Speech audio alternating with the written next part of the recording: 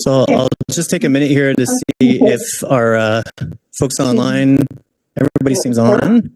Thank you all for coming to this information session. And we're going to be focusing tonight on the Slocan complex fires. So fires that range from the top of the lake all the way down to the bottom of Slocan and the surrounding areas. We've got some folks online. We did hear last time that we had some difficulties online. Hopefully the setup that we have this time is going to be much better for people online as well as in the room. So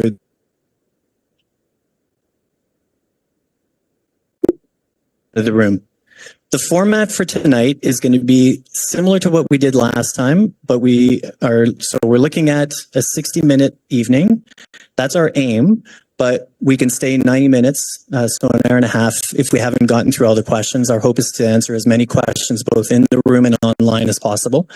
The folks online, we recognize that it can be more difficult to ask your question. Of course, we've got Sheree is here with us tonight, who is going to be reading all the questions that are online and compiling what the themes are, and we're going to try to address as many as possible. So as people are going to be coming up to the mic, I'm also going to be looking at Sheree's list and answering some of those questions on behalf of the individuals online. The format is going to be similar to last time, where we did a bit of a presentation, so an update on the fires that are going to be offered by BC Wildfire Service. And tonight we have Mark Healy, who is the new Incident Management Team Incident Commander with us. And we also have Carly DeRosier, who is the Information Officer for the Incident Management Team. I am Daniel Seguin, and I am the manager. Oh, sorry, in this case, I am the Emergency Operations Warden, who's here, who is our Information Officer in the RDCK EOC as well. We've got a couple of other folks that are peppered here. The Ministry of Transportation is here, RCMP is here also, and some other folks from BC Wildfire Service. They're here as extra resources if ever we have questions that are better directed to them. So here's also subject matter experts. We're going to do our presentations, and then what we're asking is hold on to your questions until the end, and because a lot of questions we're hoping are going to be answered through the presentations that are going to be offered. And at the end of our presentations, it's probably going to be maybe 10 to 15 minutes total, or not that much more. We'll open it up for questions, and what we're going to ask, we hear everybody specifically on the microphones, because what we heard last time is the folks online couldn't hear the questions in the room, and so they couldn't actually hear whether or not their own question had been answered. So that's what we're going to try to do, and have a lineup over here, and we'll go one at a time, just like we've done in the past.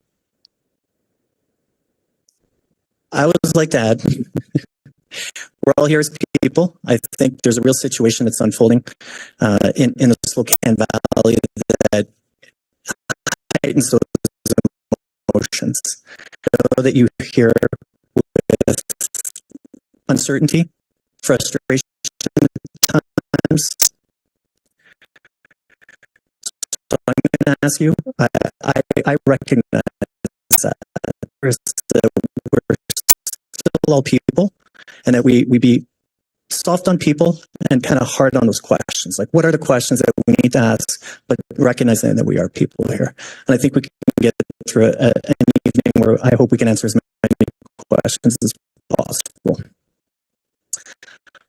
Okay, kick us off with the BC Wildfire Service update. Okay. I was going to stand up, but I feel a little more comfortable sitting down. So, we came in, I think this is our third day that our team has been here now. We took control of the fire yesterday. Was our first full day in control of all the fires. And what I'm basically going to show you, fire growth modeling using fire behavior. And so most of this presentation is going to be centered around that. So for example, and the red outline is a fire growth model that was done showing what was predicted by a computer model, what the growth would be. of that fire. The orange is the actual growth. And what we can do with that is we can take that information, and when we create new models, which we're going to see on on the other fires, is we can narrow down using the information we've learned to determine where the fires will grow with our growth modeling and our fire behavior predictions. So there's some key things to remember with computer modeling. They are not perfect. And they are computers.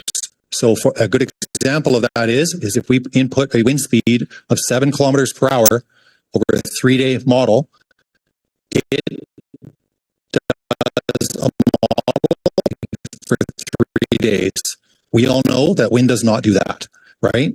And it's affected by terrain and all of those things. So computer models are not perfect, but they give us a really good idea of what fires will do. Okay.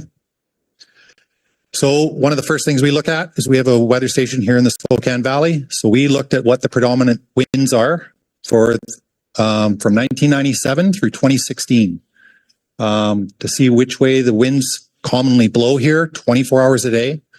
And we take that information and we can then put that into our computer models. So this is a good example of that. So this is fire 1117, the Mulvey fire. So we did some planned ignitions from Slocan Lake on the north end of it towards the southwest corner. And we still have some more planned ignitions to do underneath that yellow circle. And when we ran this model, this is the fire growth that it predicted for us with the fire suppression that has taken place. So where we've been successful with the planned ignitions on that fire edge, it shows no growth. Where we have yet to do that, it does show significant growth. And this is a 3-day model. So from August 3rd to 6th, this is what it's telling us it may do. This is a model based on the August 1st perimeter that we had. If we had done nothing, no fire suppression whatsoever. So it would show us that it's going to impact into Slocan City. What's happening with the people getting screwed around and that your fires? I don't care about your fires. Well, I'm here to speak about fires. All the people, they are to be. Okay, I appreciate it, and I. Shit about the fires, man. People are getting screwed around, not getting nothing. They're getting hurt because you guys are trying to help us. And these people put in our life. I appreciate you coming. There's something wrong here. You guys are doing okay, but your helpers, the other people, are screwing us up. Okay, I'm here to speak about the fires, and that's what I'm here to answer questions for. So, as you can see by the computer model, with the information that we've learned so far, if we don't take action that we're trying to do, there's a really high potential that it could burn right into Slocan City. So this is fire 1069 on the eastern side of Slocan City. So this is again showing with no fire suppression for 3 days. What potentially this fire could do is ish in every 24 hours, and it will reach the first homes. As many of you know, we have constructed a guard along the western side of this fire, and our intention is to stop the fire at that guard. We don't want it to go into the interface area, to the highway, or to the homes. That's our first focus. If it keeps burning up into the mountains, the homes and people are way more important. So fire 1117 and 1228 and 1103 in the park. There is potential that they could all merge, and our prediction shows in the next 3 days or so that 1228 and 1103 will merge. They're the fires that they're listed all on the website. Yes, north of Mulvey. Mulvey is the southern one that you see on the picture there.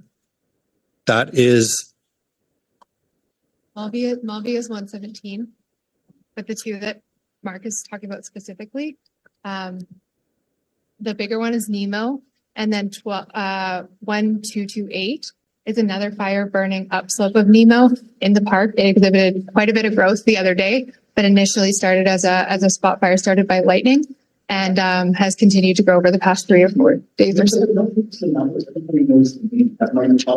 Yeah. I will do my best, but honestly, I don't use the names because, as an example, when I got here, one fire had 4 names, right? So that makes it very confusing for me. So when I'm, there's nearly 400 people on this fire, and when I have to talk, I use numbers because I have to be very clear. Okay. So I'll do my best. Okay. So at the north end of Nemo, up the Rag Forest Service Road, we've opened up that road and we've constructed a fire guard off of that road down to Slocan Lake as well, to try to prevent the fire moving northward as well.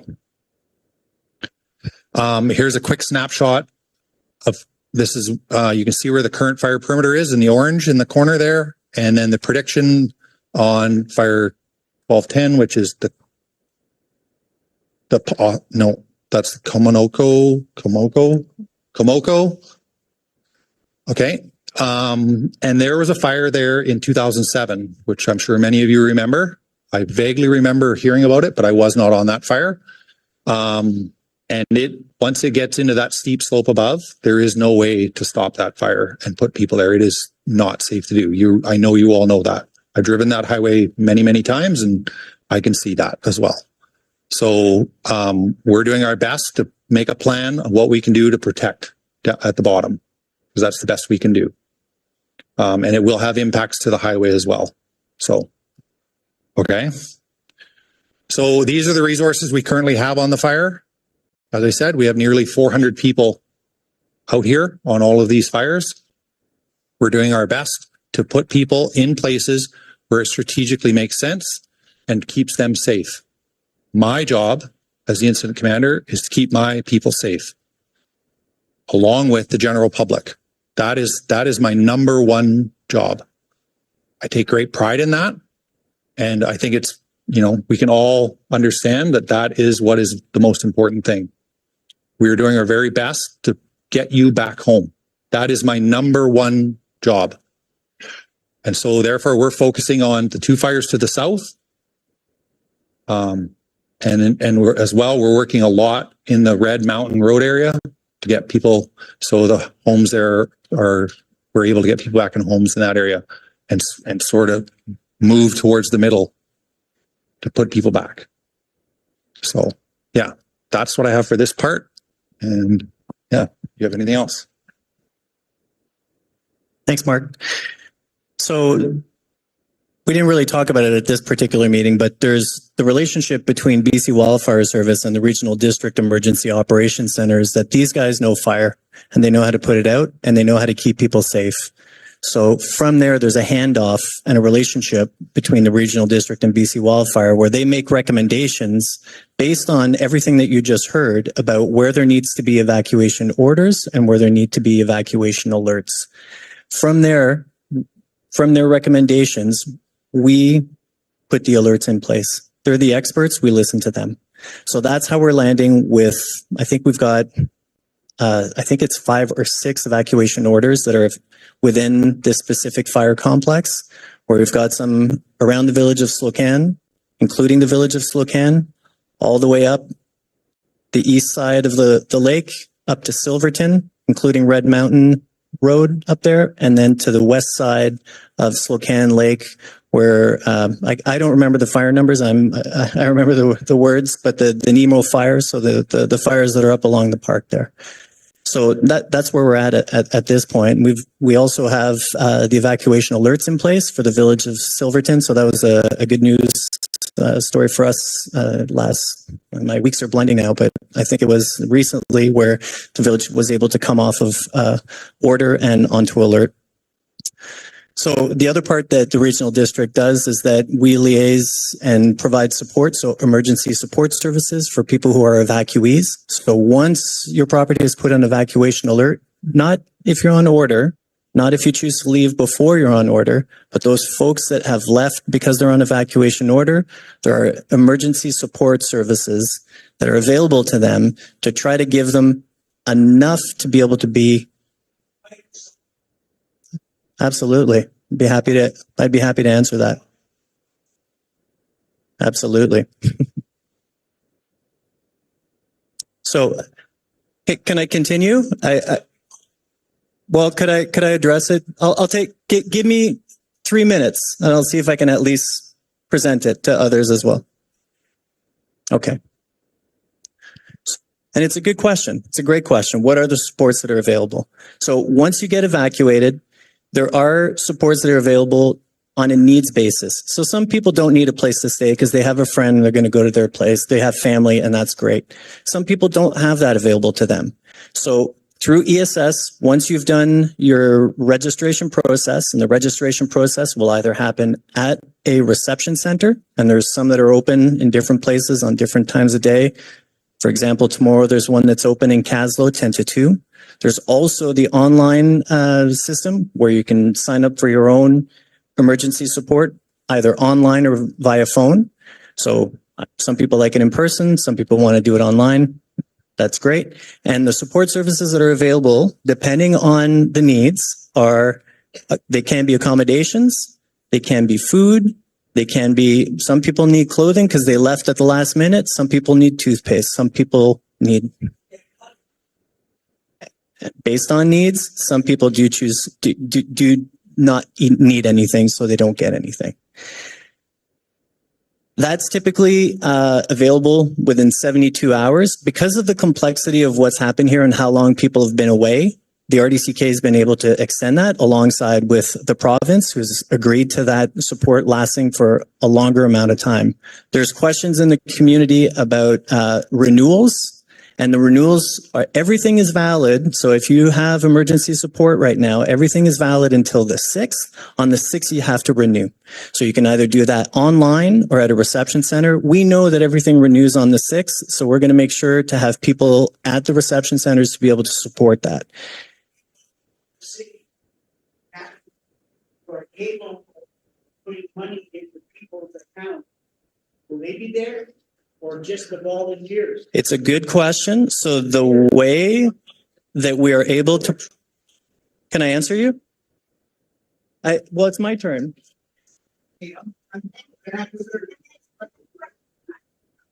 There'll be time.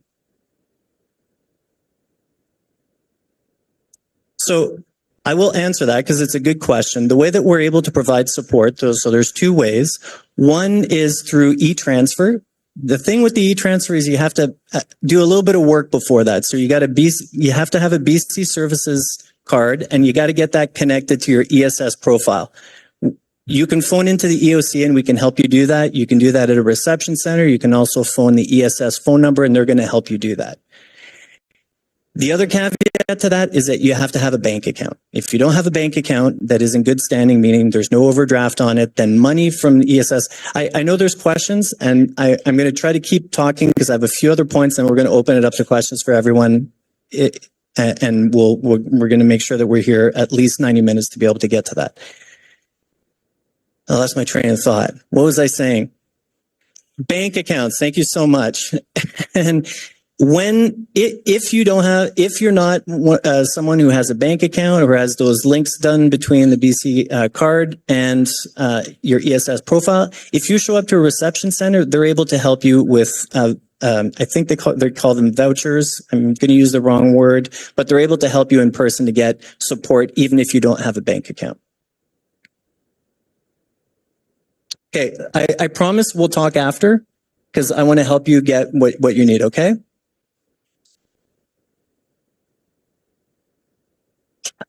I want to talk to you about it, but right now I'd like to get through my presentation and open it to questions because we talk to everyone. I'll talk to you straight. I'll give you everything I know, okay?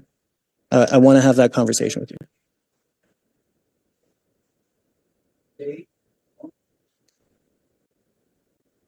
And it's also a good question. So the question was, why are those centers closed today? Why are not all centers open tomorrow? Emergency support services in British Columbia are run by volunteers. So we want to give our volunteers a break. It's hard work. They've seen a lot of people, and we understand we have been able to get supports from the province where we brought 4 people in from, I think it was Comox or something like that were able to come into Castlegar and at least provide more service. We're not the only people in the province pulling on our ESS volunteers. So I appreciate the patience. I know it's been slow. It can be better.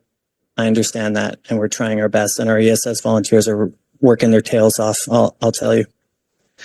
So if there's other questions, I can answer them after. RDCK also provides temporary access permits, so that's part of our responsibility as well. And those are submitted online for entry potentially, or a request to enter the following day. And this is part of the relationship with BC Wildfire Service as well, where we're not the experts to say, of course you can get in, it's safe. So we go back to that number one job that Mark was talking about, that safety of people and safety of responders. Every day we have a conversation with BC Wildfire Service. We give them the list. We say, here are the people that would like to get into an evacuation order area. They've told us this area is not safe. Those folks won't be able to go in. This area is safe. These folks are going to be able to go in. And then they connect at one of the checkpoints in the morning, and then they're able to access their homes. There's some specific reasons that we want people, or that people are allowed to go in. So that mitigation piece, that critical needing to feed pet stock, livestock, or animals at home. And then if there are utilities, so depending on plants. Yeah. Let's talk about it. Okay. Okay. There you go.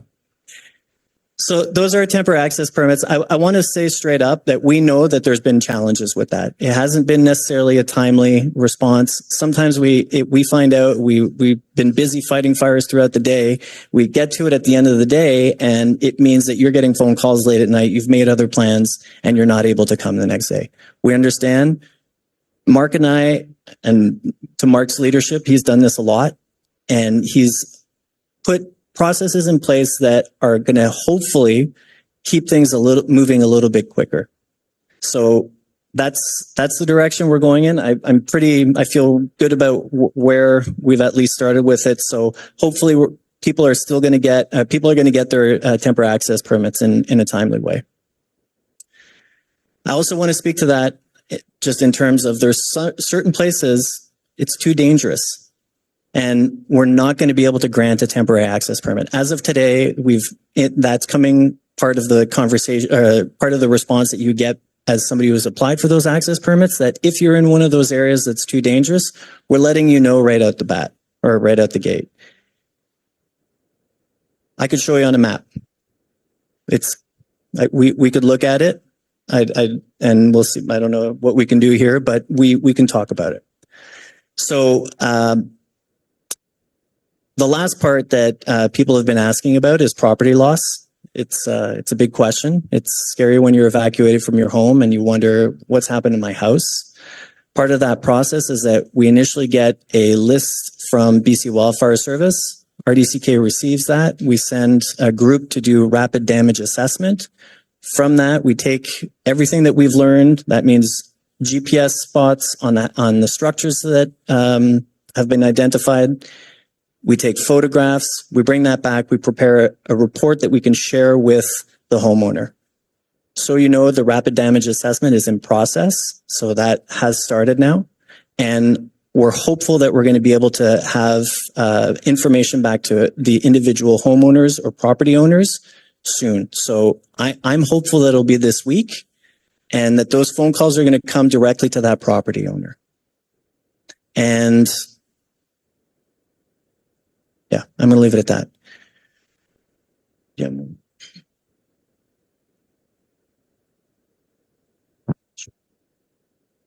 So I'll do my very best to describe the definite two locations I can tell you that there will definitely not be access to. So if you take the Slocan River and everything on the west side of the Slocan River, that is a no-go area. We have, besides fire, there's structure protection equipment all over the roads, driveways, and we can't have that being damaged. Otherwise, we can't protect if in the event that the fire comes down there. And the other area is south of Red Mountain, the intersection of Red Mountain Road. If you draw a straight line across Red Mountain Road south to I all get the way this down. too. So, yeah. But yeah, I hope that helps. Okay. So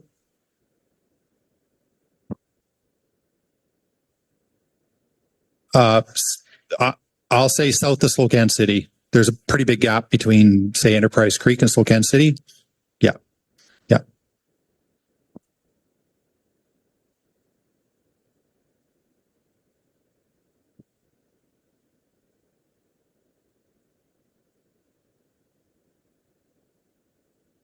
perfect. So I'll just structure it a little bit. So I'll just open it up for questions at this point. We're now done the update. And again, just in order to be able to, so these folks have, are the leaders of the start of the question period.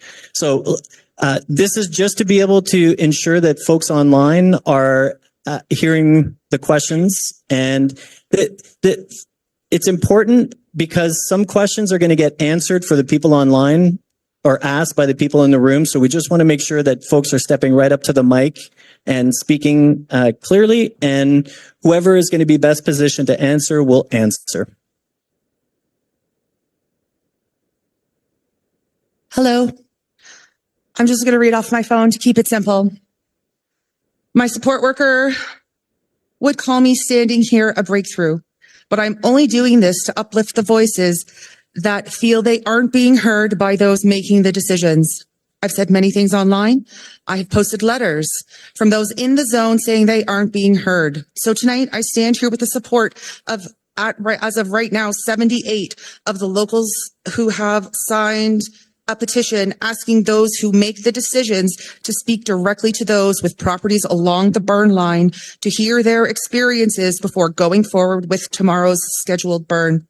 I did have a question, but I'm going to leave it here with a plea to go and speak to those directly in the fire's line before giving the green light to a process which we cannot predict and we cannot undo. Thank you for your time and listening to the collective voices asking to be heard out at the very least.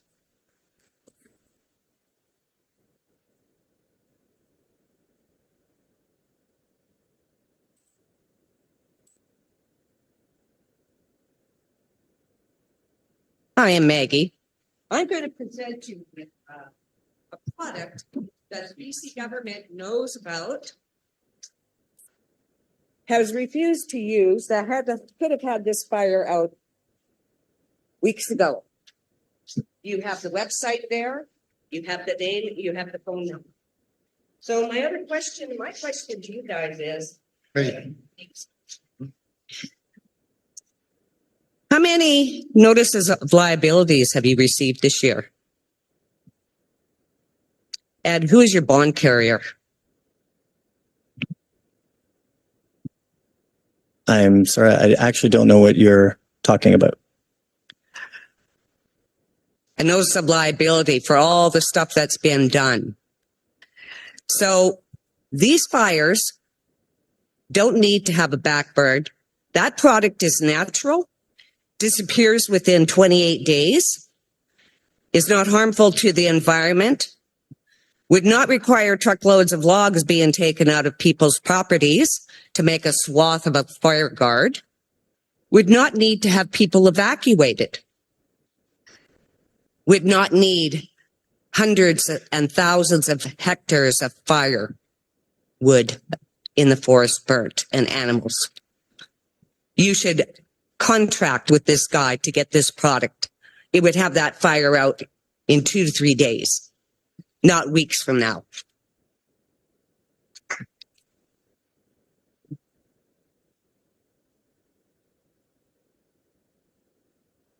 Yeah, my name is Wolfgang, and I'd like to point out, especially to the RCMP, about a crime that is being committed here. Same happened, from my understanding, in the Schuschwab, in Lytton, in Lahaina. And that is, for example, so that somebody came to people's property, as a statement from a Slocan Valley resident, that when he came home, his sprinkler system on the roof was turned off, his storage tank that he used for firefighting was drained. So he turned that back on, the sprinkler system on his roof, so he refilled the tank again, which takes all day. Next day, when he came back to his property, the same thing happened. So whoever that was that came down there, and drained the tank for his firefighting and turned his sprinkler system off, that's a crime against humanity right there. I'm quite upset about that, so because people trying to protect their homes, maybe their livestock, their property and belongings, and somebody, I don't know who that was, so whether that was police or firefighters, so I can't see the police doing this, but that'd be something the police should look into. Who turns off sprinkler systems on a roof? Who drains systems, water systems, so people can't fight their fire? Yeah.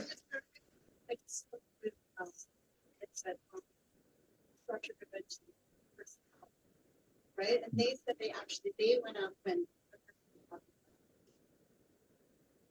I got no names here on that, but They drained the pond because there were about 20 fires around the property. They actually put it out last way. with that water, you mean? With, well, Oh. I just found it on my. We're saving houses right now, and then that. I know that's a good intention. Oh. If it was true, and then. Okay. Like, That's good to hear. Okay. Can I ask you a question about, like, are you gonna answer the question? Or are you gonna just like? So can I just, if we don't get to the ground rule part and just kind of try to stick to it as much as possible, I know it's going to need a bit of patience, but I appreciate it. I think the answer, I didn't have a response to that question, but it sounds like the answer came from the community. So when there's a question, and I think that's a great point, when there's a question, we'll answer something. I can't get into policy conversations. I can't, like, let's talk about it when the snow flies. Right now, let's get some facts about this fire. Okay. That's neat. So I'm just curious, like, so you're looking at this fire growth model.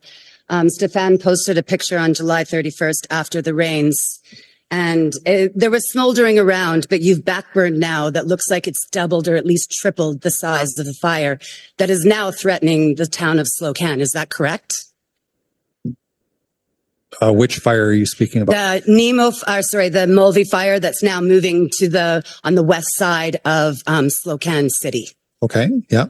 So the backburn, you are directly responsible for that. Meanwhile, you're saying that you're experts in predicting these models, but you're not experts in putting them out. And so you're actually. And so what we're looking at is like, just these backburns are actually causing the major portion of problems like that are right now, that how many people are on that backburn that you created that's out of control right now. That's the Mulvey fire that you created, the backburn that you created. Yeah. So the number of people are right up here on the screen. So yes, but I mean, I'm saying that now that threatens a town. It wasn't, Stefan posted the picture. It was right up there. I can show you it. It was too wet to start the backburn. It was simmering. It was out. Why wasn't the ground control? Why did we have to start a whole new fire that's 3 times the size of the fire that's present right now? And I'm expecting a response. Yeah. Yeah. I'll respond to that. So depending on where these fires are at the time, it may not be safe to put people in there. So I wasn't here.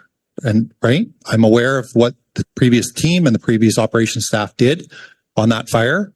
And they made the choice to put that line in where it was safe to put people. And so tactic that was used was to establish a line where it's safe to work from and then extinguish that fire that was lit as part of a planned ignition. But it didn't extinguish the fire. It's actually raging out of control now. The fire is continuing to burn to the west. You are correct.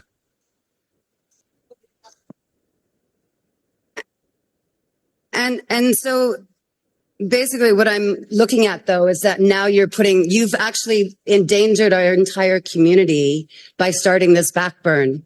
And what kind of compensation or retribution is our community going to get out of this? The fire would have come down the mountain. No, it wasn't. It wasn't. The winds weren't coming across Gwillem Creek. Okay. Okay. I appreciate your opinion and I'll take it under consideration. So you haven't been here? You're just... That's why they changed. Maybe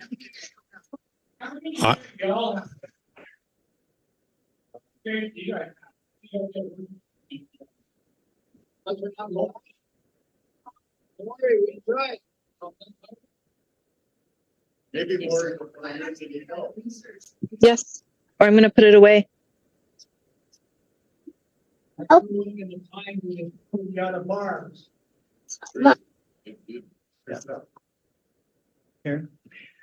A couple comments. I have friends living on Rooster Road, and it's in the direct vicinity of this planned backfire starting tomorrow. They're not happy about it.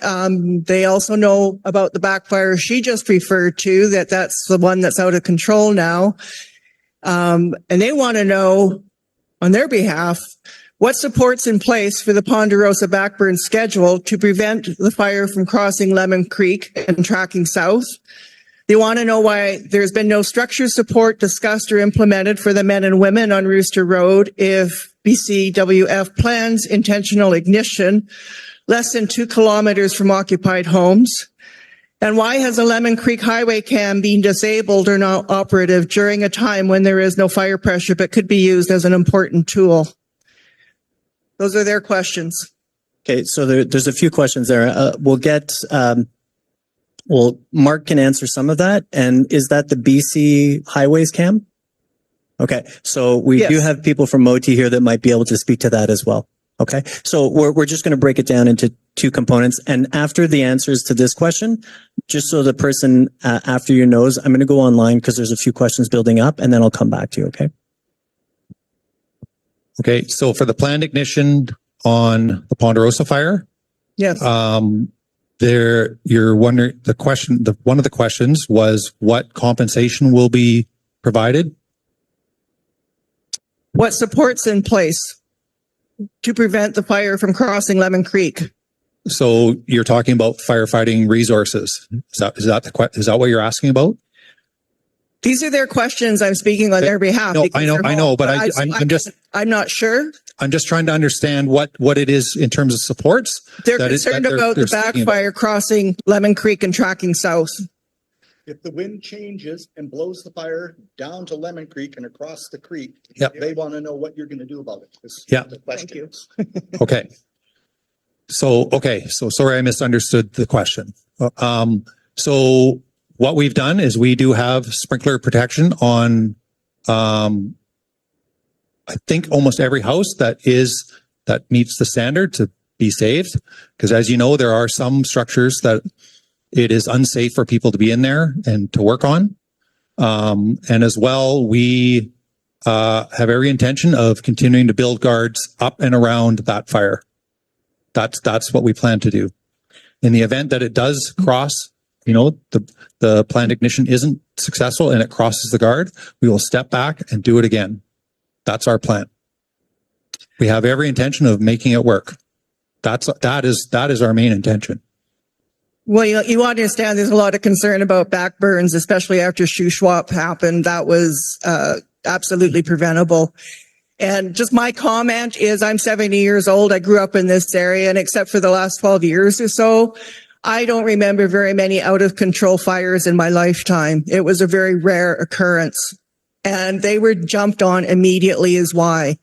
So we all have concerns about that. They're like, You know, there's too much control or computer models to do or whatever instead of actual action. You know, when I was growing up, the residents jumped in and helped. Now you've got red tape and liability issues, and that's what's causing these large fires to get out of control. You need to get on them.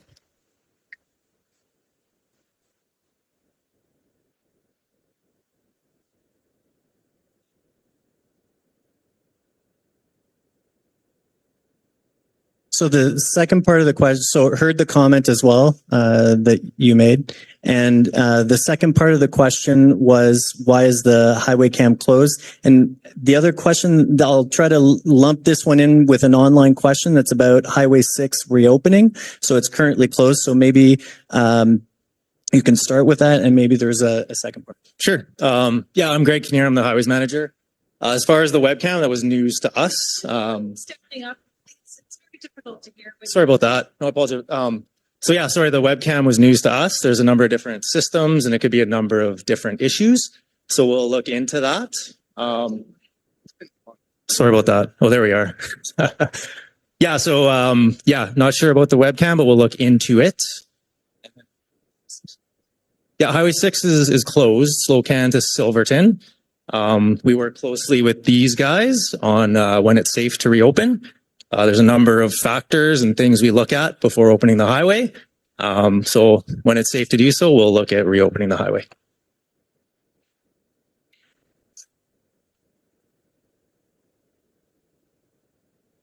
Yeah, sorry, from the Highway 6 near Slocan to close to Silverton is where the closure is. Yeah. Pow Road. Yeah, to Pow Road. Yeah.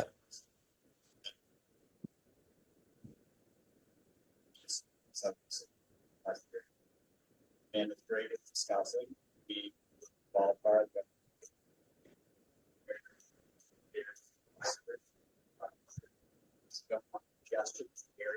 That compromise the safety of the workers in there that are working very hard to address these fires. And we also don't want congestion in that area that could be taken away from the efficiency of them all trying to do their jobs so they can put out these fires and eventually have you return home safe. Does that answer why the highway's closed? Yeah. Yes. Yeah. I just wanted to expand on the previous question as well. So for anyone that didn't catch that, the highway is closed from Pow Road to the northern intersection of Red Mountain Road with Highway 6. Thank you. And they spoke to it, but it's closed because there's an evacuation order in place. So it's unsafe to be there.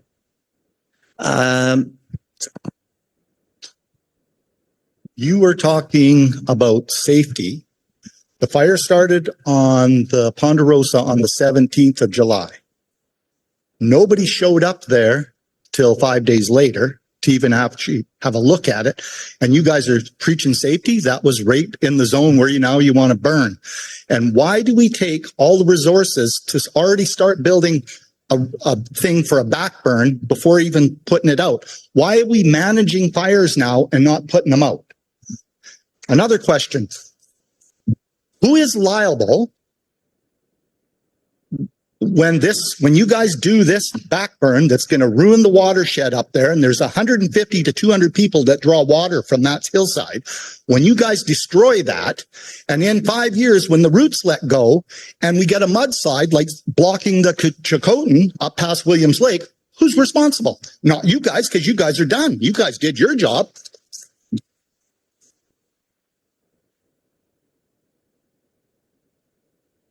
So I'll do my best to speak to when all the lightning came through and started all the fires. One of the memories I have is that there was like 17,000 lightning strikes, and I can't remember how many fires started, but there was a lot of fires started all at the same time.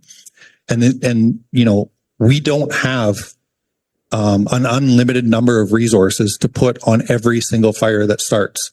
So fires get prioritized, and the fires that are deemed to be the greatest risk, every day that prioritization happens, that is where we put our resources.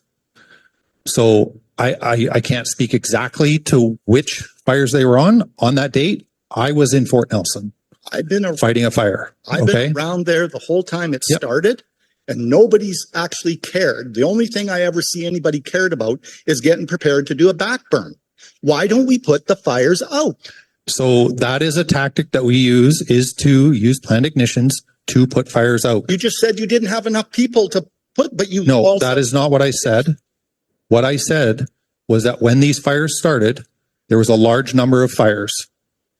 And we do not have an unlimited number of resources to go to every fire when that many fires start in one day.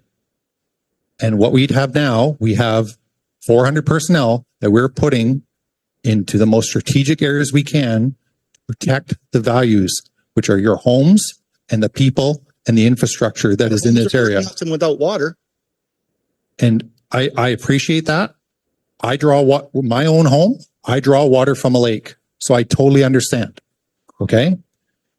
When we do these planned ignitions, we try to do them with as low of an intensity as we can to not damage the trees that are there, the soils that are there, the watersheds that are there.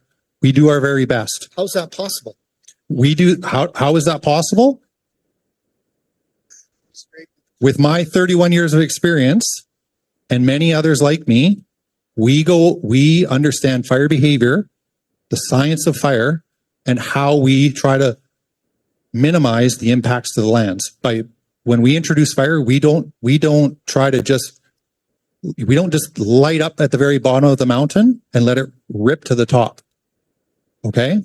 That is a very old way that fires were fought. Okay? So now we try to introduce fire in a lower intensity so that it takes away the fuels, so that it doesn't burn as deeply and create hydrophobic soils, and it doesn't take out the entire stands of forests that are there, so that we can protect what is there. Mother Nature does the same thing. And you can see it in the mosaic all across British Columbia. Okay, so I hope I answered your question. I'm not sure if I did, but I tried to do my You best. answered it, yeah, but it's still, I'm still confused of why we didn't do anything when it first started. I know. Mark, can you hear me? Who's going to be responsible when this shits and mudslides happen from it? Who's responsible after that? It's going to happen. Go on. That is, I don't know. Yeah, I think it's. It's okay. Thank you. Thanks, Raymond.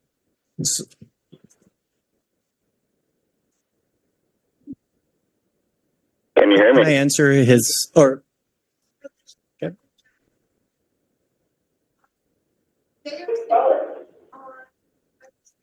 What? That the. What did the RDCK? Ponderosa fire line, the break line is about 200 meters off the road.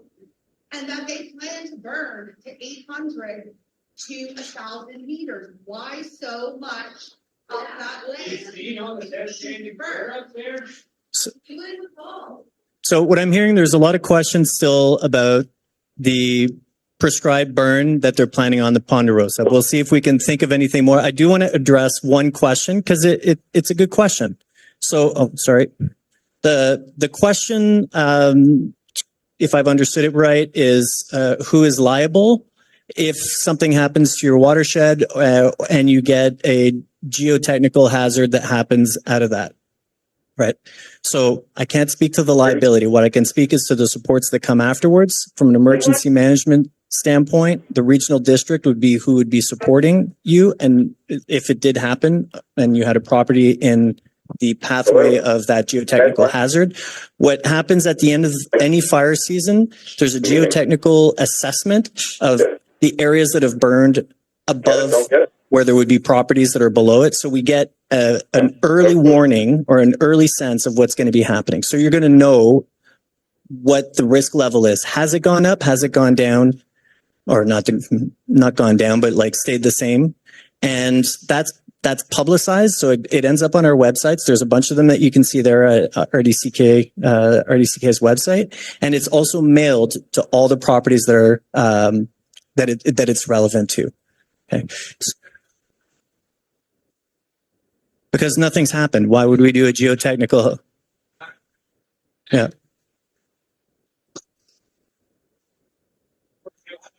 The geotechnical assessment is as the results of whatever the wildfire is. It's not, these guys use different thinking about why they're going to do it. And I don't want to get into their science. I am not a fire scientist. So I don't want to get into that. They're not using, the geotechnical assessment is to understand what the gentleman here is asking about. Are we going to get a landslide? If I've understood correctly. Okay.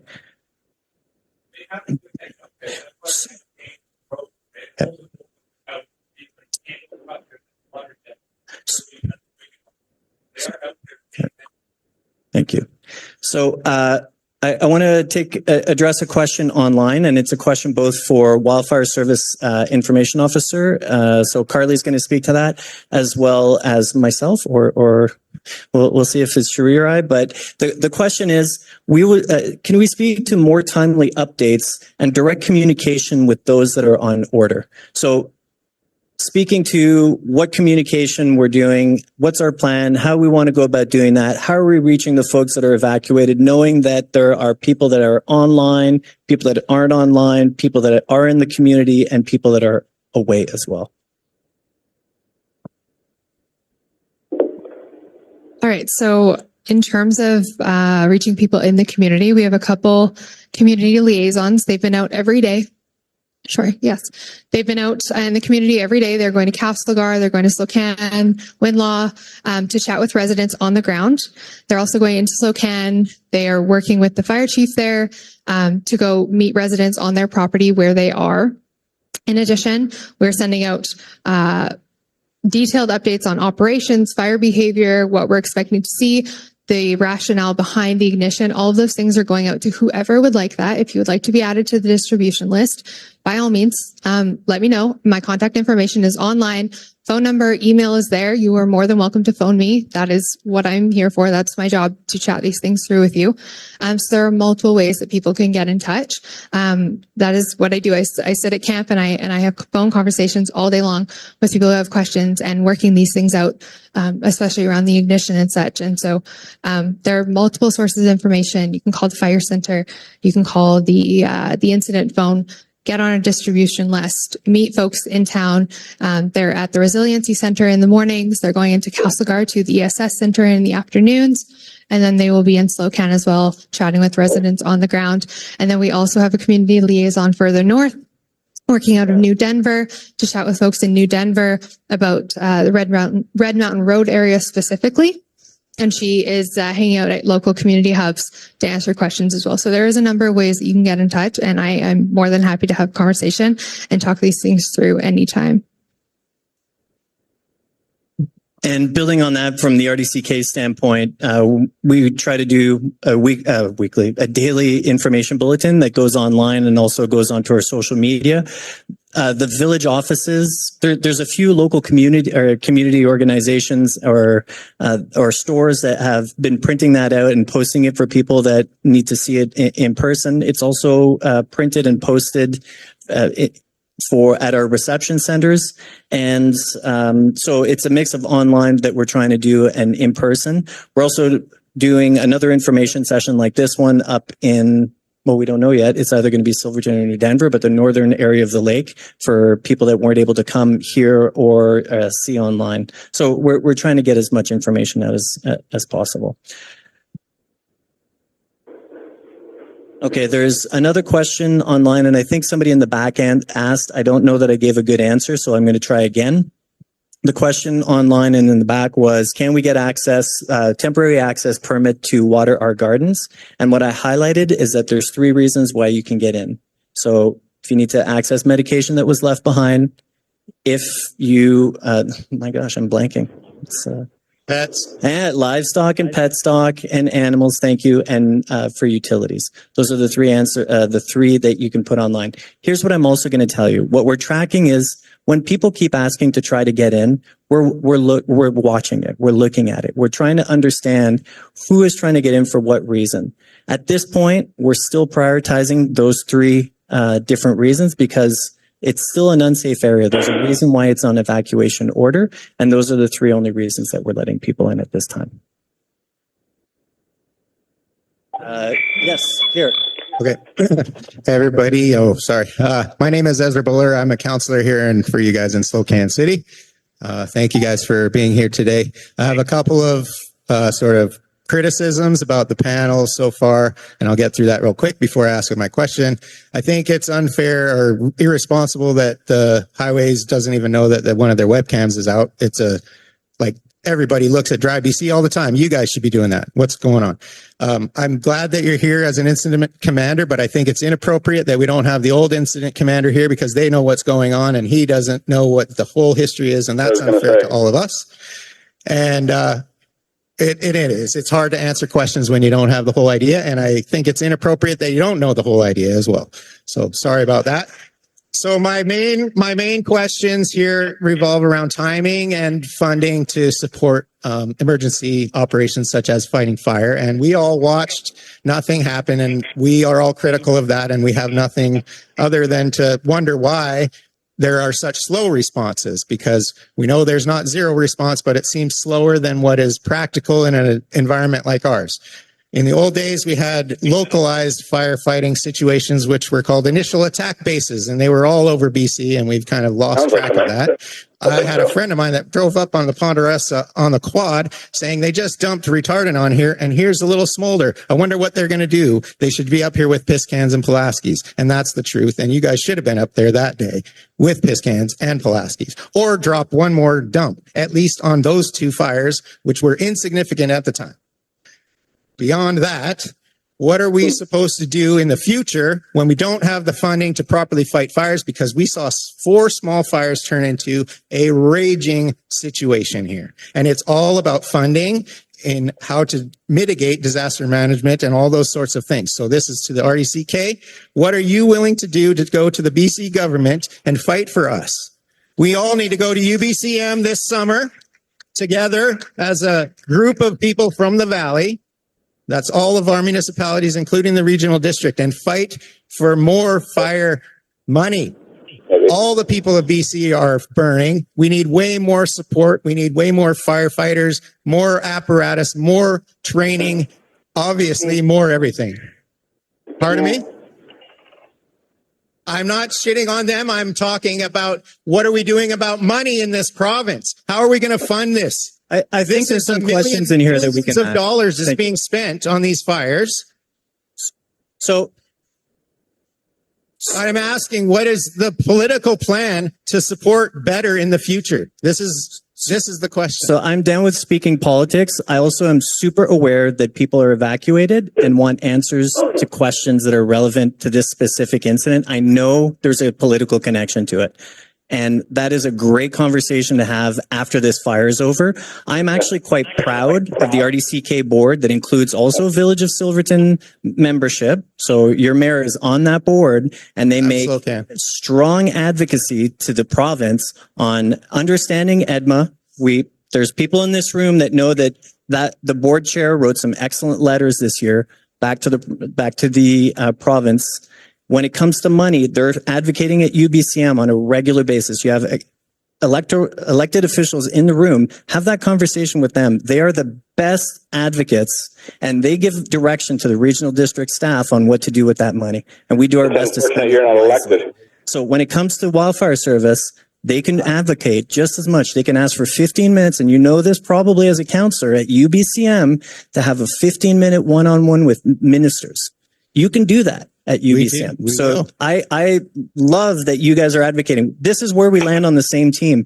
These guys, if they could spend every single dollar in the world to put these fires out, would be amazing. I'd love to do that too. We're working within a budget and constraints just as much as your villages. I'm just saying we need more support from your side as well, so that we can all advocate together, because it is a province problem. I appreciate that. You can reach out to me. I'm the manager of community sustainability at the regional district. I'm responsible for disaster risk reduction and climate change adaptation. All that falls in my portfolio. You can reach out to me anytime. I'm happy to advocate for you along with our regional district board. Thank you. I wish I had that big a checkbook. You don't want my checks. Okay. Hello, can you hear me? From the phone. Can you hear me over? Hello? Yeah, I can answer why we replaced Jason Lawler and his team is so we work on a 14-day rotation and we generally get 4 days off. We also need rest. This is my 4th deployment this year, already 2 fires throughout the province. I fought fires at Kootenay Lake for 5 years. I presently work in Kamloops, and I've been doing this for 31 years. And we can't expect somebody to work the hours that we work. You come back though after 4 days off, like everybody else does in their regular job. My season started on May 12th, which was a little bit later than it has been in the past. And I'll probably be on fires until October sometime. And then what? Jerking off for fucking 6 months. Sorry, but we need to rest as well. And we pass along as much information as we can to each other. Hi, I think what we're bumping up against is a lot of policy. It's not necessarily people. You feel like you're getting shit on. Like no one wants to shit on each other, I don't think. But I think what's happening is we're bumping up against 50 years of really poor management in our forestry practices here in British Columbia. So we have unprecedented fires and we have unprecedented times that we don't know how to deal with these fires, right? They're just kicking up all over the place. I think around Argenta and Caslo today, there was about 175 new lightning strikes. So we're probably going to get them too. I'm just wondering when there's more fires, because these aren't the only fires, there's going to be more fires. We're all under threat. What are we going to call in more resources? We're going to call on more resources in Australia, Mexico. Are we doing it internally? Like, do we just get strapped here? That just get sent away to all these new fires that are going to start happening? And I do have more questions, but yeah. Yeah, so we do try to get resources when we're at the prep level we're at, is what we call it, a preparedness level, from around the world. And we are not the only jurisdiction in North America who is requiring those resources. If you watch the news, south of us in the United States, they're under duress. Same in Alberta. Same with the Northwest Territories. Those are the ones, including us, that are probably have the greatest impact from fire at this time. And if there are new fires in the area that is right here close to me and my team, we will be attacking those fires with the resources, some of the resources we have, because we do not want a new start to become a bigger fire. And we have been doing that on a few fires to the north of us already in the last 2 days up around the Nakusp area. So we don't just fight the fires that you can see out of your bedroom windows. We look after a much larger area, even though we're asked and designated for these specific fires. We do the best with the resources we have to try to mitigate fires growing in size. Okay, thank you. I'll take that as maybe we don't know what's going to happen because we can't look into the future, but it doesn't. It looks pretty grim for everybody. If someone can tell me how to predict the future, no, I'll take the lottery numbers. Again, with policy, I think with the new BC Emergency Act as well, I think people are very concerned, and rightly so, that they do not no longer have rights on their own property when an emergency gets declared. So I think there's just a lot of frustration and confusion, and a lot of people are scared about that. Me, myself, I'm not really as concerned about infrastructure as I am with forest health and the future of our forests. Like all our microbiome is disappearing like by the minute. So there's that. And also the policy with people who sign these papers when they're approached by whatever personnel in order to leave their property. I signed on the dotted line, but I feel like in that moment, we're not making rational decisions when we're under duress. And I think signing those basically our rights away when we're doing that, when we're agreeing to an evacuation order, that we're no longer allowed to be going back to our properties and to protect them. And what I'm seeing in the Slocan Valley, I don't know what the number was, but at least 80 people are choosing to stay home and to protect their families and to protect their investments, to protect their animals. And they actually have like a wealth of wisdom that could be drawn upon. And I'm seeing a disconnect because I'm seeing these people like who are staying in Slocan, staying in Mulvey, wherever, treated almost like a pariah, like they're in the way.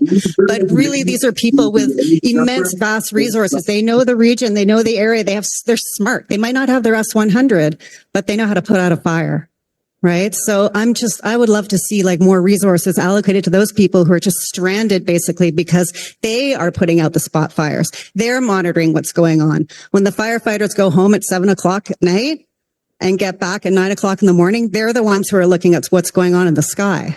So they're actually a wealth of information, and there should be more of a liaison going on instead of patrols going on in Slocan, making sure everybody's staying on their property. So I just think what's that? Yeah, like honestly, it just feels like the good old days need to come back, and you guys are doing amazing. Like, honestly, like I'm up in Mulvey and like the resources that are getting poured into that is it's crazy making. And honestly, I'm like, just let it burn. We should just let it burn because I think doing these back burns are just creating way more havoc and way more instability for our kids in the future. So, yeah. So. Thank you. I actually just there wasn't a question there. There was a policy opinion, and it's not the time to talk about policy, but I want to clarify something that was said there that isn't accurate because it concerns me a little bit for people that aren't yet on evacuation order, because this isn't the end of the fire season, to your point. We could have more. So I just want to clarify one point. You're not signing away your property rights at the time that you're signing an evacuation order.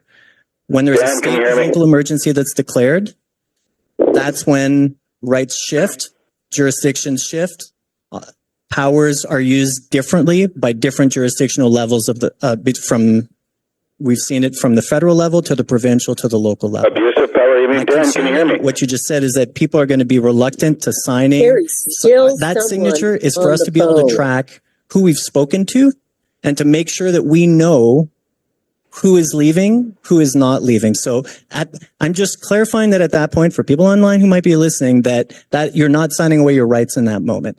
When there's a state of local emergency that is signed, at that point, jurisdictional powers change. Dan, I'm in the zone. Dan. So you also talked about EDMA and your concern about EDMA. And well, I don't want to get into big policy talks. I could nerd out with policy with you as well after, if you want.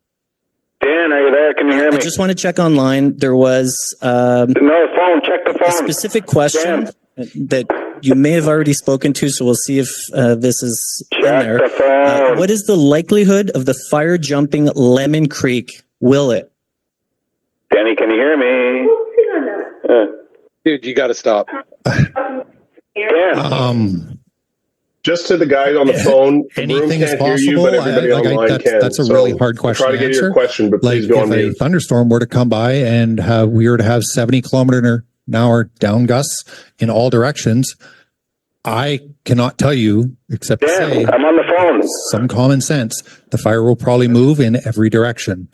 Where the fuels are receptive and where the fire will move. Hey, guy with the phone, 0042. That is really hard to predict. Yeah, that is an impossible question almost to answer. Yeah, sorry. And I mean, we've had more conversations, so I know that you guys are putting as much effort into it to prevent things that are unexpected like that from happening as much as possible, obviously. Okay, my name is Julia. Julia, can I actually just say one thing? I'm sorry, I don't want to cut you off. I'm going to go right back to you. Speak up. There are 20 minutes left before these guys have to get back to work, before I have to get back to work. So that'll be 90 minutes. So I'm asking the folks that are in the line, if you've already had a question, if there's an opportunity to let folks who have not yet asked a question, ask a question. If you have multiple questions, try to stick to your top question. And if you have a policy statement or conversation, I mean, I can have some policy conversations afterwards, but let's try to stick to some of the facts about this fire and this specific incident that can be helpful right now to people who've been evacuated. Thank you. Sorry. Thank you. Okay. So this is my fourth time having been evacuated for wildfires in the province of BC. I have never in the past been out for more than 4 days. Why are we here tonight when this is 3 weeks later? Leadership has been constantly changing. And the fire is just continuing to grow. We're scared. We're cranky. The ESS is not, the communication is very, very poor. The ESS is not giving what we're being told we can get from the ESS. They're not even being given the information. There's a lot of misinformation out there amongst government departments. We will be talking about the province after this, and we will be talking about the feds as well. This is not just a BC problem with all these wildfires. It is a Canadian problem. We appreciate what you guys are doing. We are getting more intel from internal, from these 80 or so people that are in there. But yet, why does the regional district have to punish them for staying there? They can't get supplies. They can't leave their properties.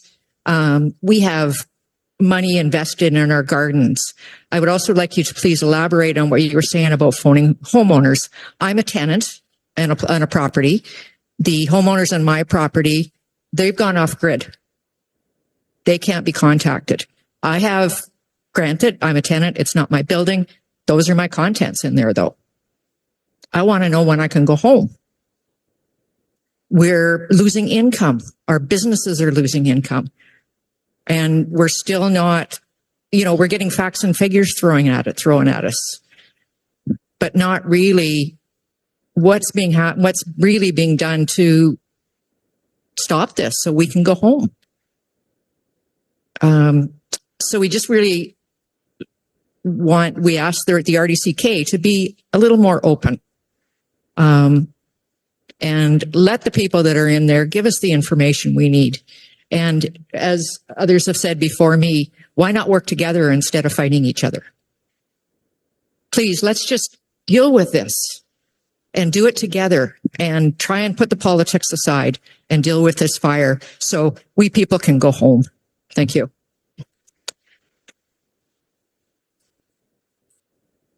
Can we connect after and talk ESS if you're not getting the right answers? Okay, let's talk about a phone number to get it going.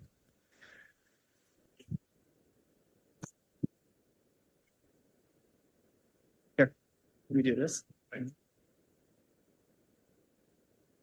I'm not.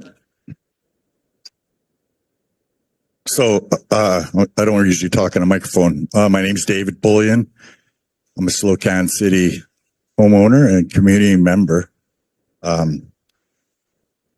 Not a very good public speaker, but here's what I'm seeing.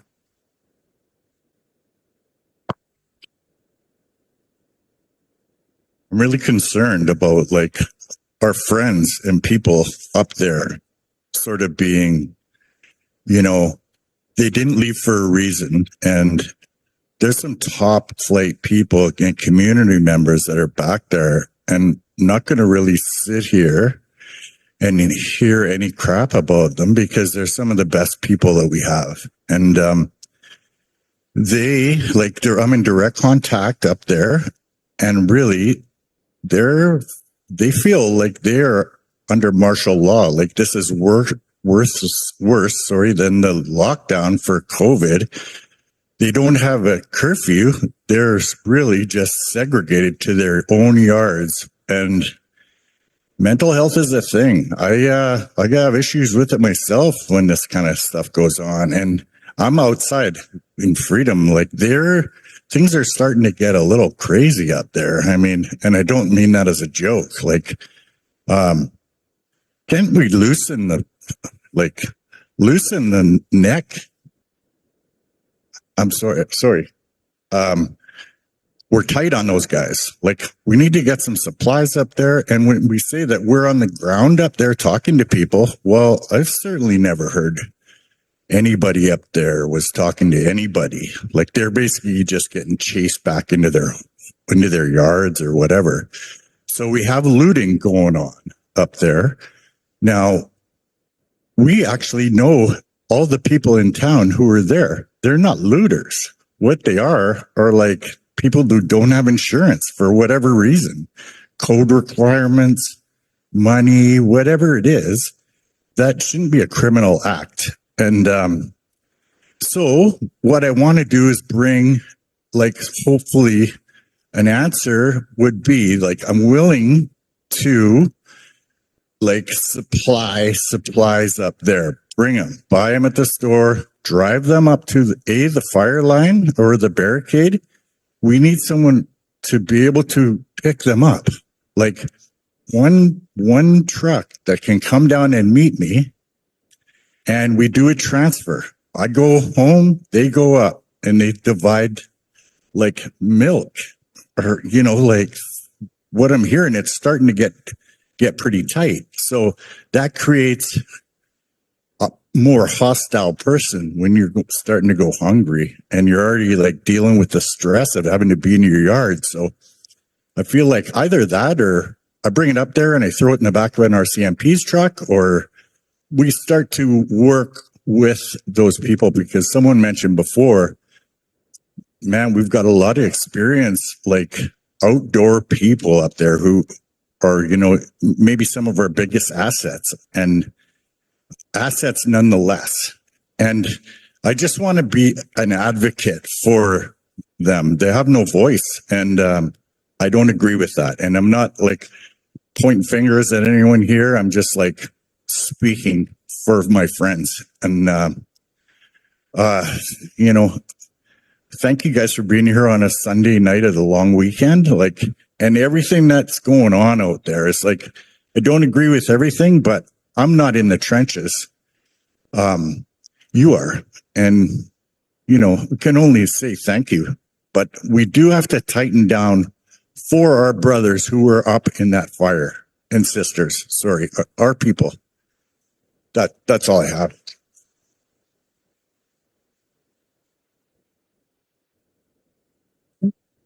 I think you're a pretty good public speaker, Dave. So I feel for you. I appreciate that you're bringing that voice into the room. They aren't here. Some of them are potentially joining us online. We get phone calls from them as well at the EOC, and I had a phone call from an entire community today. So they're not easy ones to listen to. And I have to go back to, why do we put orders in place? Okay. So when we put orders in place, it's because of public safety. It's because of safety to our responders. That's our number one. Like he said, that's our number one job. And then we work with RCMP to make sure that looting isn't happening. And there isn't a mechanism to have that exchange of goods happening at a checkpoint right now.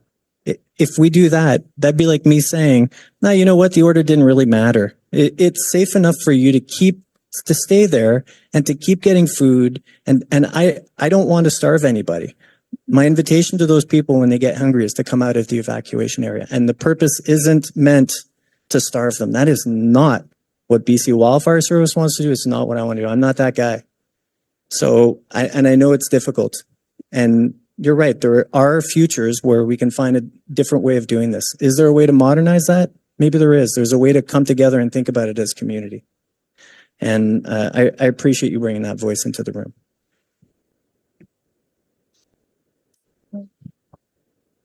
Constable Kennedy here. Yeah, so my name's Sean Kennedy, and sorry, never held a mic before. So I just want to address the looting aspect here. I've seen some stuff on Facebook. It happened at Red Mountain Road as well. There has been no theft reports to the police here. We've got people patrolling up and down. They got wildfire service patrolling up and down. All the highways are blocked right now. As our Forest Service roads, we have security moving into those spots too. If anyone actually has any information, please reach out to me, because we're here for that. That's our main thing, because yeah, a lot of folks are away from their homes, and so we're going to be there to protect them. Thank you.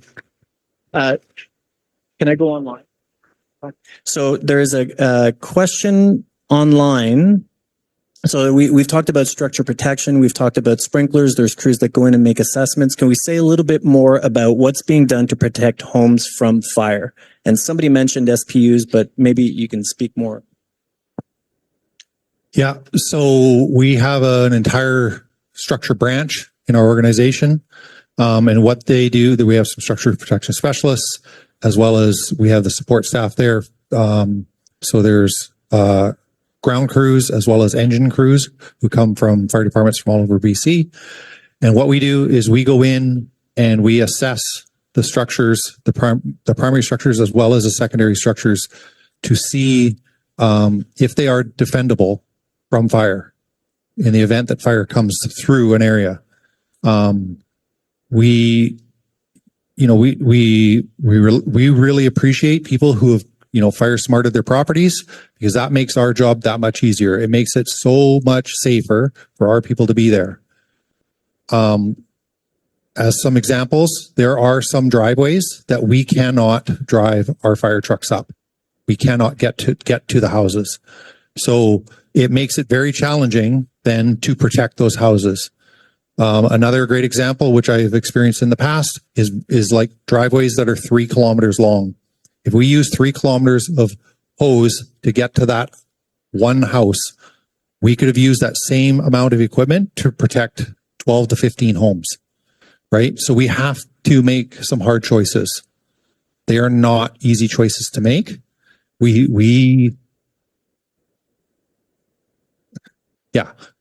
It's hard to make those tough choices. I don't know how else to say it. Okay. And can you hear me? Phone call. I Hello? have made that choice many, many times as the incident commander. And I work with my staff to make sure that they make educated choices on what are feasible objectives and homes that we can save. They do not hear you in the building. Putting sprinklers on the house, making sure there's water there, testing those systems. That's all the things we do. Okay, my name's Sherry. I have one comment and in what you had said and one question. So my comment is for resources. I think that we're not getting them because our premier and our prime minister has said nothing about BC being on fire. So us getting resources is probably 0 to none. He promised us and we haven't gotten. And so they haven't even said on social media. They're more concerned about everything else, but they haven't said a peep on social media at all about the wildfires going on in all of BC. Okay. So we're not getting our resources. So anyways, to my question, a couple of days ago, we had clear weather and then we had 2 days of smoke and then today was clear. We're all on our ears are like super attuned to all the helicopters or lack thereof. Today, they could have been dropping water on the mountains. 2 days ago, they could have been as well. There's been, to my knowledge and other people's view, there has been no water bombing at all. And maybe you can clarify that on the mountains in the last day. And then 2 days prior to that, the point is that if Maggie's got a solution and it's a viable solution to put these fires out, we already have 2 massive fires that are out of control that you can't control. And now you're going to start another potential shit show of the Ponderosa fire when we can't control the 2 we already have.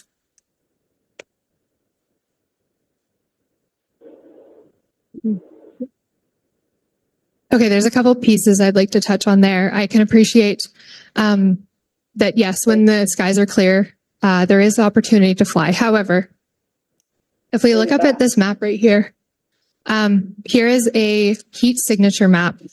These flames here show you where the heat is. It is influenced by smoke, so that doesn't necessarily say where the fire is itself. I just want to correct one bit of misinformation that came up earlier, that the Mulvey Creek fire is out of control towards Slocan. As you can see here, this is where the ignition operation happened the other day. This is where we no longer have heat. What we do have, though, is firefighters working from this perimeter right here, working 100 feet in from the perimeter of that fire where that ignition happened. And they are physically digging up the dirt, extinguishing all remaining hotspots. That is what is required for us to be secure on that containment. So as you can see, the work that's being done is limiting the heat that's in here. However, if we look over on Ponderosa, where the ignition has not occurred, we're still seeing this fire back down the slope naturally. In the evening, when the sun goes down and we get the downslope winds, the risk that we're facing is of these spots spotting over the guard, uncontrolled, and making its way to Slocan. The issue with the aircraft, for example, is that we have around 75 people working along this guard here to establish a water delivery system to support that ignition when it happens, to make sure there's water available to moderate the intensity. There's a question about how do we moderate intensity. Firefighters are there with hose and water, spraying down trees to keep that intensity low so we can keep it a low to moderate surface fire, ground fire. With the people, I mean, yes, but look at the success we had on that ignition right there. Now we are able to, but at this point that perimeter is secure. Looking over here, we have 75 people working to do the same thing. If we are dropping water at the top of these slopes, what happens is trees that are on fire the water drops on them, they break, they roll down the slope, and that causes significant hazard when it comes to starting new fires, putting our people at risk. So there's several reasons why aircraft are not always feasible when we have a number of people on the ground, and it poses even a greater hazard to our folks on the ground. And there are situations where it's not operationally feasible to add that additional risk. But I guess I will leave it at that.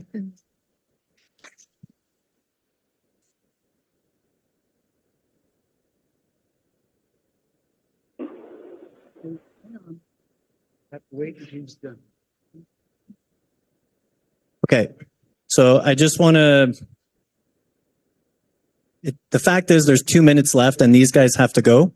So the wildfire questions I will not be able to answer, unfortunately, but what, Carly, I'm going to do this live.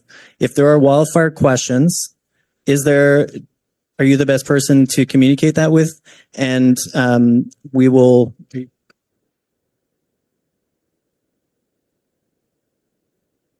Okay.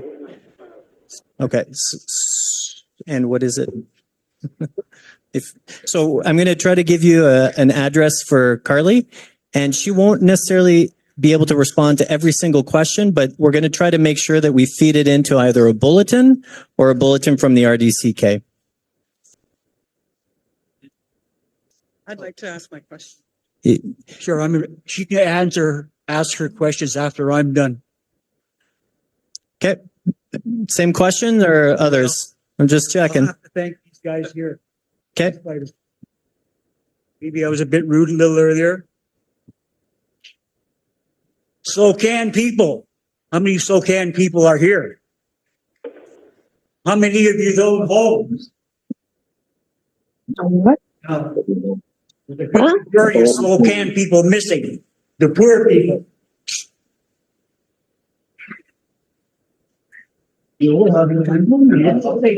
Hey, there's people online who want to know whose houses are going to be protected. Please answer our questions. And what I'm going to say is going to break your hearts. I'm an Indian. You took my land on me. Who is it? Now you feel like my people did. I'm sorry to say that, but that's what I have to say. Is an Indian? No, claiming his rights. Can I just ask a couple of questions? Thank you. Thank you. Thank you for clarifying about Mulvey Creek. Thanks for all that you're doing. I know it feels like a little bit too late for all of us. So you're saying it's under control then, Mulvey Creek? So it's out of control still? The fire is still out of control. Okay. But that line, we feel it is under control to the end of where we did that planned ignition. Okay, thank you. I know that at the beginning of this whole fire, there's crews in our forests working. I know some of the people out there working, loggers and things like that, who are actually trained in S100, have water tanks, have heavy equipment. They're still working out there. They weren't even called to the fire. So when I came last week and they're like, oh, all local resources, we don't have resources. There's still people working in our forest who had water tanks. They could have been up there in minutes. I fought fires. I fought fires in Penticton. I fought fires in Lillooet. I've been put on a mountainside with a fire like about as big as what I saw up there. And we had it out in 2 days. Built a guard. We did all these things. So I guess my question is, why aren't you using all the local resources?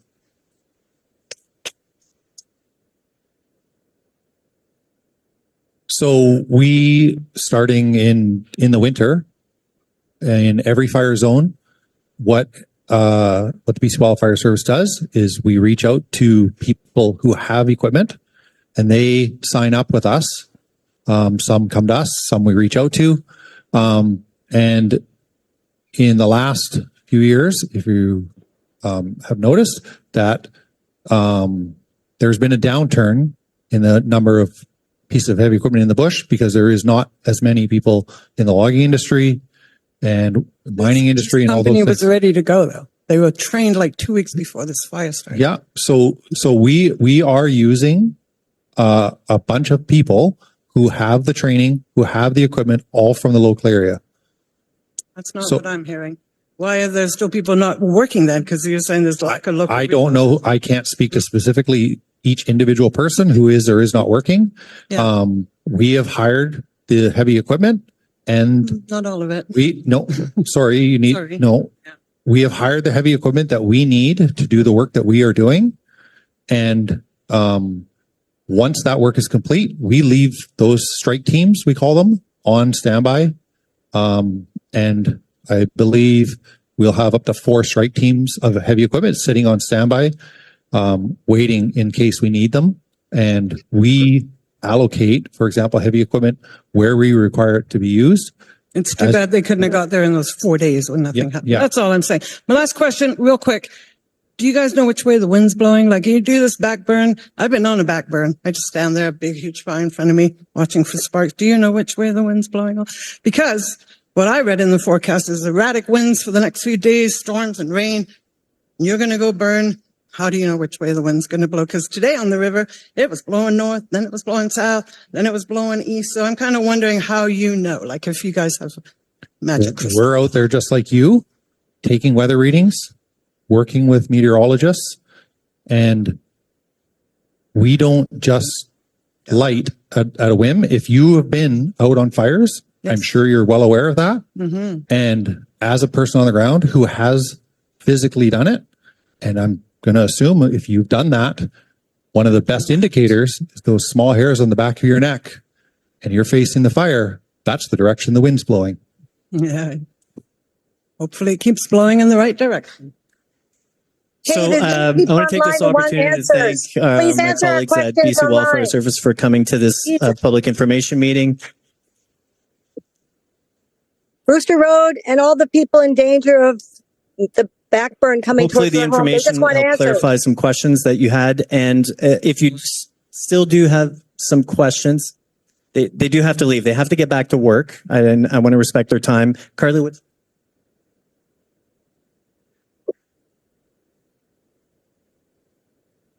so bcws.slocan.information@gov.bc.ca. What we're going to do is we're going to make sure RDCK that we put that information in one of our bulletins, just in case they don't see BC wildfires. So questions can go to them. They might show up as responses in an information bulletin from BC Wildfire Service or the regional district. So thank you very much for coming. We're going to stick around for a couple questions. If you're just the questions that were in line, if there's something that we can respond to, I'm happy to do that. I'm going to stay another 10 minutes for that. And otherwise, thank you very much for coming, everyone.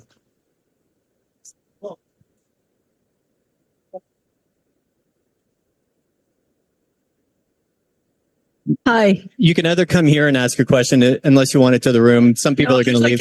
It's okay. I think you're underestimating how many people are really struggling with the ESS. And okay. Sorry. I'm going to still speaking into the mic. I'm helping coordinate the Resilience Center that's operating out of the Appledale Hall. I think you're underestimating how many people are really struggling with the ESS. And I'd like to offer to bridge help bridge that somehow? Maybe we can talk after. Absolutely. I can't fix what I don't. No, exactly. So we'll talk after.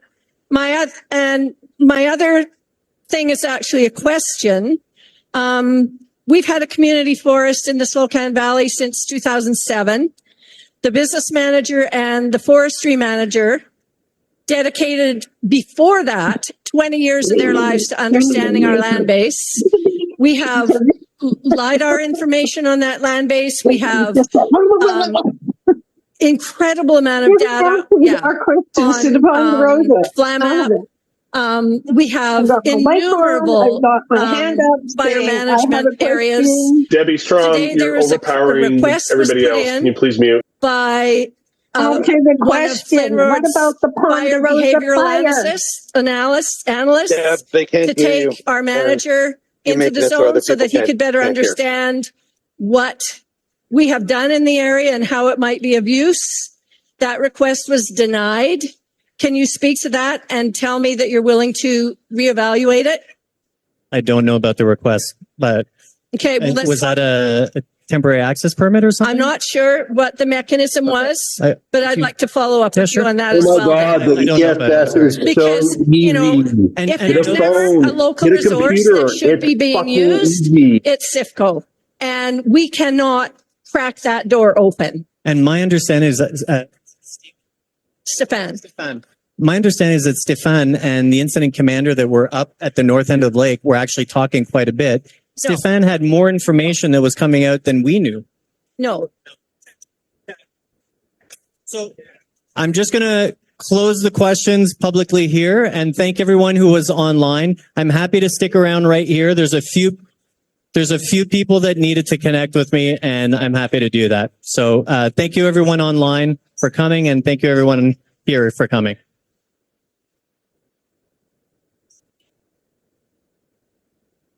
It's good, but I want to talk to this guy. Yep. Good.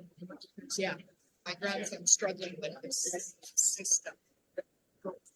Recording stopped.